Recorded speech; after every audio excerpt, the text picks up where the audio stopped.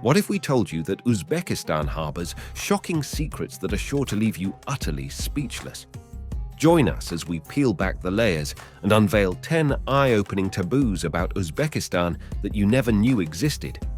Stick around, because besides satisfying your wanderlust, we're here to uncover the cultural nuances that make Uzbekistan simply fascinating. Ready? 1. Married women doing men's work.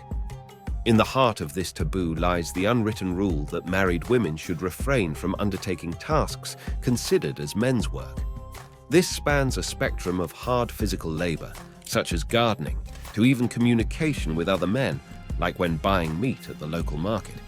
It's a boundary that delineates the roles and responsibilities assigned to each gender within the societal framework. The roots of this taboo delve into the core of Uzbekistan's cultural and societal norms. In traditional gatherings, such as funeral ceremonies or parties, men and women often find themselves seated in separate rooms, creating distinct spaces for each gender. These practices are not merely ceremonial, they reflect deeply ingrained beliefs about the roles and interactions of men and women within the community. The division of labor based on gender is a significant aspect of Uzbekistan's society. It shapes not only the professional landscape, but also influences the type of work that married women are expected to engage in. While there isn't a specific law explicitly prohibiting married women from undertaking men's work, the weight of tradition and cultural expectations can be equally compelling. At the heart of this cultural nuance is the profound importance placed on marriage and family in Uzbek society. The expectations surrounding gender roles are intertwined with the very fabric of familial bonds. Women, once married, often find themselves nudged towards roles within the household, caring for children and maintaining the intricate balance of family life. These expectations, though not codified in law, contribute to a societal framework that discourages women from certain types of work. It's a delicate dance between tradition and opportunity, where the prioritization of domestic roles can limit women's educational and work opportunities. This, in turn, contributes to a gendered division of labor, reinforcing the roles assigned to each gender. So, the taboo against married women doing men's work is more than a set of rules. It's a reflection of the intricate interplay between tradition, cultural expectations, and the structural constraints that shape the lives of women in Uzbekistan. As we peel back the layers of this cultural nuance, it becomes evident that understanding these taboos is not just about breaking societal norms. It's about unraveling the complex web of beliefs that have stood the test of time in this Central Asian nation. 2. Drinking vodka after Plov. Plov isn't just a dish in Uzbekistan, it's a celebration of flavors and textures that dance together in the iconic cast-iron kazan. Now, when the feast is laid before you and the aromas beckon your senses, it might be tempting to pair it with the quintessential Russian companion vodka. But hold your shot glass, for tradition beckons a different libation. After savoring the hearty depths of Plov, the Uzbek tradition dictates that vodka is off the table. Sure, you can raise a toast with this potent spirit before the meal, but post-Plov, only green tea and similar beverages find their place in this culinary story. Why, you ask? It's not just a matter of arbitrary culinary rules. There's a method to this tradition. Plov, with its robust medley of ingredients, is a heavyweight in the culinary arena. Devouring this dish is an experience in itself, and what follows requires a certain level of culinary sensibility. Picture this: a belly brimming with the richness of Plov, the warmth spreading through your veins. Now, imagine introducing a 40% alcoholic drink into this equation, not the most harmonious pairing. The tradition, therefore, is a nod to practicality and well-being. Only the heartiest of souls could consider washing down the weight of Plov with the strength of vodka. Now, let's peel back the layers of Uzbek drinking culture. Alcohol, particularly vodka, has become ingrained in daily life for many Uzbeks, especially those influenced by Russian traditions. The Soviets, in their heyday, introduced a variety of alcoholic beverages, and today it forms an integral part of the culture. However, it's essential to note that the strictest Muslims abstain from alcohol, adhering to their religious beliefs. Uzbekistan boasts a long tradition of drinking, a social practice that extends beyond the mere consumption of beverages. It's a communal affair, a shared experience that transcends the liquid in the glass. However, when it comes to the sacred act of indulging in plov, tradition takes precedence over the universal appeal of vodka. 3. A host filling a guest's teacup more than half full. It's considered bad manners for the host to fill your teacup more than half full. Why? Well, it's not a matter of stinginess.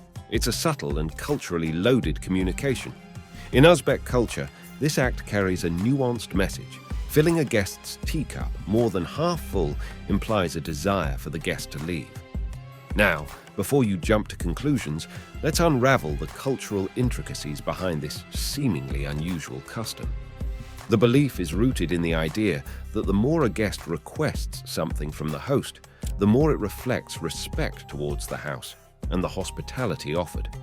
By not filling the teacup to the brim, the host is subtly encouraging the guest to ask for more, reinforcing the notion that their comfort and desires are of utmost importance. Think of it as politeness and consideration, where the guest is encouraged to express their needs without hesitation. In the Uzbek tea ceremony, a beautiful display of hospitality, tea is poured from ceramic pots into small piala bowls. The act of not filling the teacup more than half full is a way of showing respect, an acknowledgement of the guest's autonomy in deciding how much tea they wish to consume. It's a thoughtful touch that ensures the guest doesn't feel overwhelmed or pressured to drink more than they desire. But there's another layer to this custom, the meticulous attention to the bottom of the tea bowl, known as the piala. If tea remains in the piala after the guest has had their fill, the host pours it out and then refills the bowl. This practice emphasizes the freshness of the tea, ensuring that the guest enjoys each sip at its best. So, the next time you find yourself in an Uzbek home, savoring the warmth of their hospitality and the aromatic notes of their tea, keep an eye on your teacup. 4. Engaging in genuine debate or criticism of government policies. On the surface, Uzbekistan boasts the formal trappings of democracy, regular, general, multi-party elections that appoint the president and fill seats in the Oli Majlis, the bicameral legislative body of the country. However, scratch beneath the surface, and you'll find that the delicate dance of political discourse in Uzbekistan requires a nuanced understanding. In a country where the pandemic exposed the fragility of freedom of speech and mass media, engaging in genuine debate or criticism of government policies is not a casual affair. The year 2020 was officially designated the Year of Development of Science, Education, and the Digital Economy, coinciding with the global pandemic. This period witnessed an increase in virtual communication, allowing people to more freely express their opinions, especially through the medium of blogging. Yet, the landscape of political expression in Uzbekistan is not without its complexities. While bloggers have become essential contributors to the media space, some have faced pressure from local authorities, with consequences ranging from job loss to legal prosecution.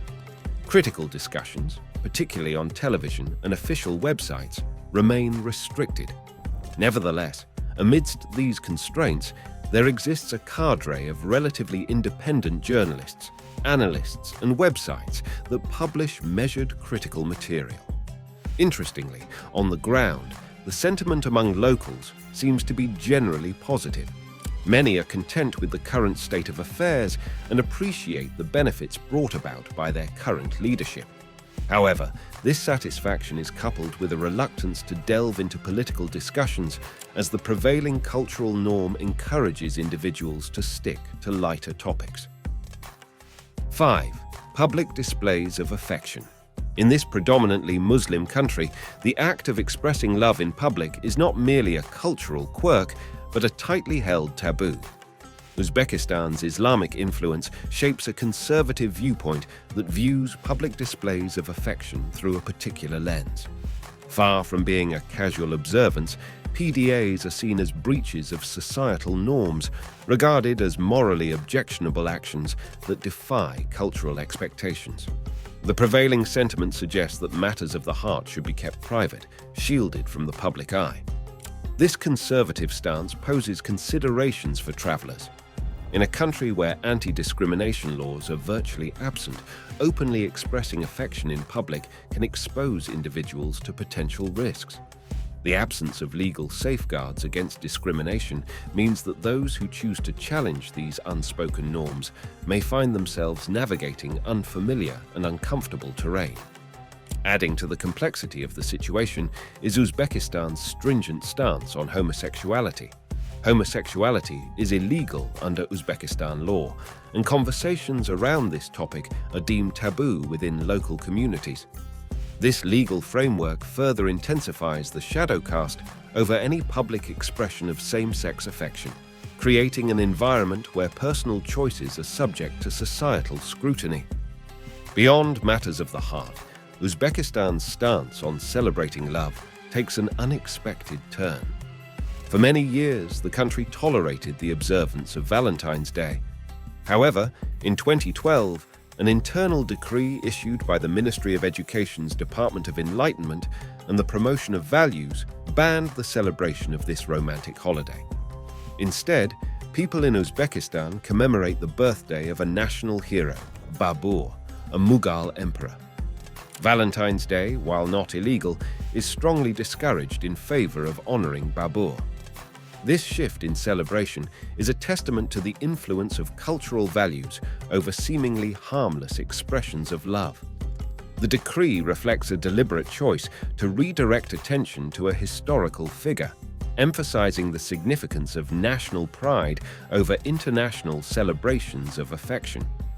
Now, let's dive into another intriguing taboo that might catch many unsuspecting visitors off guard. 6. Wearing shorts in public. In Uzbekistan, this isn't just a matter of fashion. It's a practice deeply rooted in cultural, religious, and traditional values. In the bustling streets of Uzbek cities, you might notice a distinct absence of locals sporting shorts. This isn't a mere coincidence, but a reflection of the country's customs influenced by its Islamic faith. There's a strong emphasis on modesty in dress, and this extends to both men and women. For local women, especially those from the older generations, showing too much skin is a rarity. The traditional dress code leans towards covering the body, aligning with the conservative values upheld by Uzbekistan's predominant religion. While you may come across Russian locals confidently donning shorts, it's not a practice often mirrored by the Uzbek population. However, it's crucial to note that this taboo isn't a strict prohibition for visitors. As a foreigner, you won't be breaking any laws by wearing shorts in public. Nevertheless, it's about more than just legalities. It's a matter of respecting the cultural norms woven into the fabric of daily life. Local men, on the other hand, might not often be spotted in shorts, but this isn't because it's deemed inappropriate. Instead, it's a reflection of fashion trends, with longer pants being the norm. Even though there isn't a stringent societal expectation for men to avoid shorts, the prevailing fashion culture has shaped this aspect of dress. Beyond religious influence, there's a profound respect for cultural norms that underpins this practice. Uzbekistan takes pride in its rich history and heritage, and the locals hold steadfast in preserving the traditions passed down through generations. Wearing shorts, seen as a departure from these established customs, is thus considered a deviation from the cultural norm. For visitors, especially those exploring Uzbekistan in the scorching heat of summer, the temptation to don shorts may be strong. It's certainly understandable given the high temperatures. However, it's advisable to strike a balance, opt for light, breathable clothing that covers both the upper and lower parts of your body. This not only aligns with the local dress code, but also ensures you navigate the cultural landscape with respect and awareness. 7. Shaking men with your left hand. In Uzbekistan, the act of shaking hands isn't just a casual exchange, it's a ritual steeped in tradition. When men extend their hands in greeting, they go beyond the perfunctory handshake. Instead, they place their left hand over their hearts and bow their heads slightly, an elegant display of reverence that sets the stage for the interaction to unfold. The significance of this custom extends beyond mere formality. It delves into the very fabric of Islamic beliefs. The left hand, in many Islamic countries, is considered the unclean hand, reserved for personal hygiene tasks such as cleaning oneself after using the restroom. This belief is deeply rooted in the Islamic tradition of washing the hands before and after performing ablution, a ritual purification before prayer. So, why does this matter in the context of shaking hands in Uzbekistan? The answer lies in the intertwined nature of cultural norms and religious practices. In Uzbekistan, the left hand is not deemed suitable for social interactions, particularly handshakes. A handshake is not just a cursory touch, it's a symbolic agreement, a pact of mutual respect. To break it down further, consider the cultural significance attached to the placement of the left hand on the chest during a handshake. It's a physical acknowledgement of the importance of maintaining cleanliness and purity, not just in a religious context, but also in the social realm. A firm handshake, coupled with this subtle yet intentional gesture, becomes a powerful expression of cultural respect. 8. Shaking a woman's hand. Here's the unspoken rule. Handshakes are only permissible between two males. The act of extending one's hand in greeting goes beyond physical contact. It embodies a mutual understanding, a shared acknowledgement that goes beyond mere formality. However, when it comes to the interaction between a man and a woman, the rules take a different turn. In Uzbekistan, a man and a woman do not engage in the conventional handshake. Instead, a different choreography unfolds. When greeting an Uzbek woman, the man kneels down and lays his right hand over his heart, a gesture that emanates respect and acknowledges the cultural intricacies surrounding gender dynamics. For the woman visitor, the absence of a handshake is not a sign of exclusion or disrespect. On the contrary, it is a manifestation of the deep-rooted cultural norms that guide social interactions. A woman may not receive a handshake unless she herself extends her hand, an empowering choice that places agency in her hands. Now, for the woman traveler, this cultural norm might initially seem odd, perhaps even a departure from the familiar customs of the West. In a world where handshakes are often seen as a universal equalizer, the absence of this ritual might raise eyebrows. But, rest assured, it is not a snub or a diminishment of your presence. In Uzbekistan, it is a gesture of utmost respect. 9. Beckoning an Uzbek by curling your index finger.